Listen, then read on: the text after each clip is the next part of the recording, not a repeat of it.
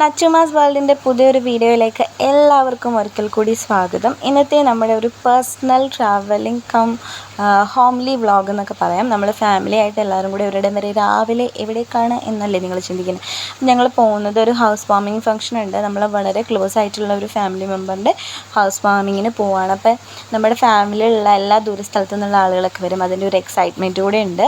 പിന്നെ നമ്മളിപ്പോൾ ഹരിപ്പാട് ജംഗ്ഷന്, ഹരിപ്പാട് ക്ഷേത്രത്തിൻ്റെ ആ ഒരു കവാടത്തിൻ്റെ ഫ്രണ്ടിലൂടെ നമ്മൾ കവർ ചെയ്ത് അടുത്ത നമ്മുടെ റൂട്ടിലേക്ക് പോവാണ് കേട്ടോ. അപ്പോൾ നമ്മൾ ഈ ഒരു വീഡിയോ എല്ലാവർക്കും ഇഷ്ടമായെന്ന് വിചാരിക്കുന്നു. ഞങ്ങളുടെ കുഞ്ഞൊരു വിശേഷമാണ് കേട്ടോ. ഇതൊക്കെ ഒരു മെമ്മറി ആയിട്ട് കിടക്കാൻ വേണ്ടിയിട്ടുള്ള ഒരു കുട്ടി കുട്ടി ഈ വീഡിയോ ഇഷ്ടമാണെങ്കിൽ ലൈക്ക് ചെയ്യുക, ചാനൽ സപ്പോർട്ട് ചെയ്യുക. നമ്മുടെ പക്ക ഒരു ഫാമിലി വ്ളോഗായിരിക്കും. നമ്മുടെ ആ ഒരു ചെറിയ ചിരിയും കളിയൊക്കെയുള്ള ഒരു കുഞ്ഞു വ്ളോഗായിരിക്കും. സമയം ഒട്ടും താമസിക്കാതെ തന്നെ അവിടെ എത്തി. കാരണം വഴികളൊക്കെ വെട്ടിപ്പൊളിച്ച് ഹൈവേ റോഡിൻ്റെ പണിക്ക് വേണ്ടി ഇട്ടേക്കുന്നതുകൊണ്ട് നമുക്ക് കുറച്ചൊന്ന് തപ്പേണ്ടി വന്നു. എന്നാലും വലിയ ബുദ്ധിമുട്ടില്ലാണ്ട് നമ്മൾ ഇങ്ങെത്തി. ഞങ്ങൾ വന്നതിന് ശേഷമാണ് ഇവിടെ ഫംഗ്ഷനൊക്കെ ആരംഭിച്ചത്. നല്ല അടിപൊളി ഒരു വീടാണ് കേട്ടോ. എല്ലാ റൂമുകളിലും ദീപം കൊണ്ട് കയറി ഇറങ്ങിയിട്ട് ശേഷം കിച്ചണിലേക്കാണ് പോകുന്നത്. നമ്മുടെ ഫാമിലിയിലുള്ള എല്ലാവരും എത്തിയിട്ടുണ്ടായിരുന്നു.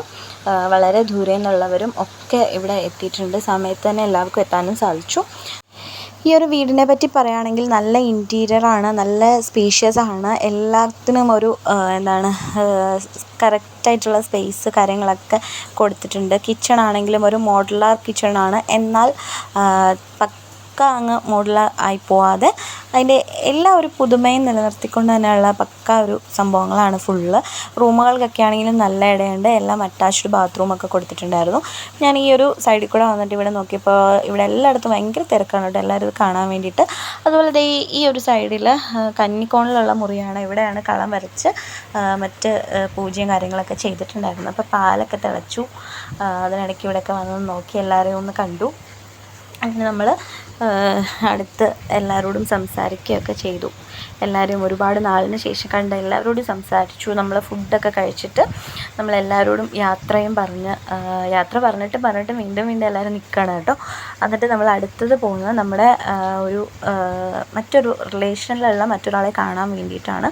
അപ്പം ഞങ്ങളുടെ കാറിനകത്ത് ചെറുതായിട്ടൊന്ന് ആളെണ്ണം കൂടി കേട്ടോ.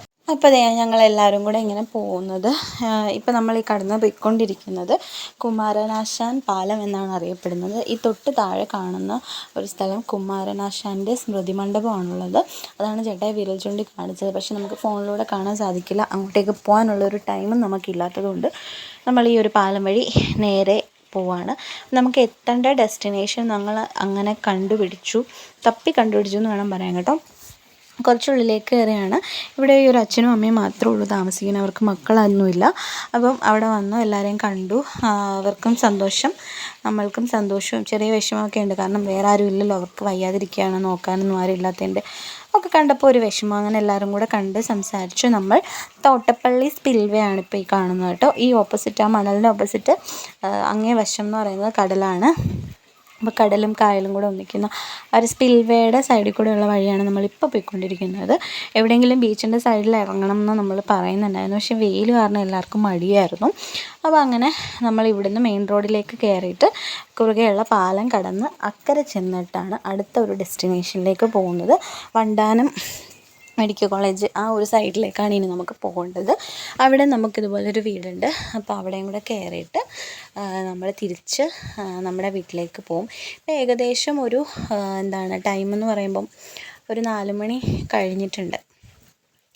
അപ്പോൾ നമ്മൾ രാവിലെ ഒരു 9 മണി അടുപ്പിച്ച് നമ്മുടെ വീട്ടിൽ നിന്ന് ചങ്ങനാശ്ശേരിയിൽ നിന്ന് ഇറങ്ങിയതാണ്.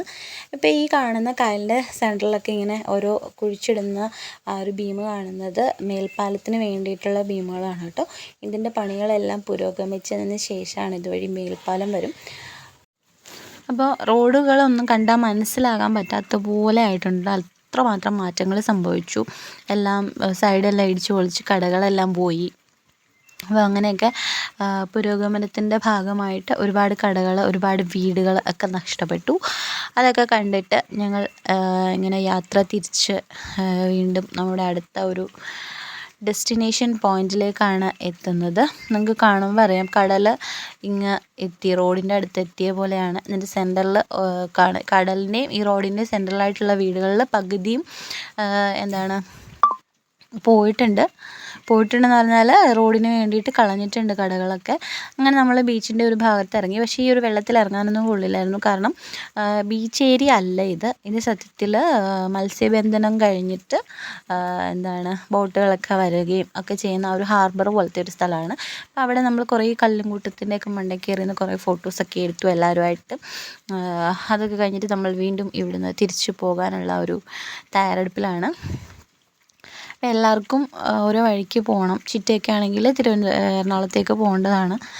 അപ്പോൾ നമ്മുടെ കൂടെ ഇവിടെയും കൂടെയൊക്കെ കയറിയിട്ട്, അതായത് നമ്മളിപ്പോൾ പറഞ്ഞ വണ്ടാനം മെഡിക്കൽ കോളേജിൻ്റെയൊക്കെ അടുത്തുള്ള ഒരു വീടുണ്ട്. അപ്പോൾ അവിടെയും കൂടെ കയറിയിട്ട് വേണം നമുക്ക് എല്ലാവർക്കും പല വഴിക്ക് പിരിയാൻ വേണ്ടിയിട്ട്. ഏകദേശം ഒരു 7 മണിക്ക് മുമ്പായിട്ട് വീട്ടിലെത്താം എന്നാണ് നമ്മൾ വിചാരിക്കുന്നത്. ഞങ്ങളെല്ലാവരും കൂടെ അങ്ങനെ ഇവിടെ നിന്ന് സംസാരിച്ച് കറങ്ങി തിരിഞ്ഞ് ഇനി നമ്മുടെ വീട്ടിലേക്ക് പോവാണ്. വല്യമ്മയും വല്യമ്മയുടെ ചേട്ടത്തിമാരൊക്കെയാണ് കേട്ടോ. അവർ അങ്ങോട്ടും ഇങ്ങോട്ടും കാണുമ്പോൾ തുടക്കത്തിൽ ഭയങ്കര കരച്ചിലായിരിക്കും എല്ലാവരും.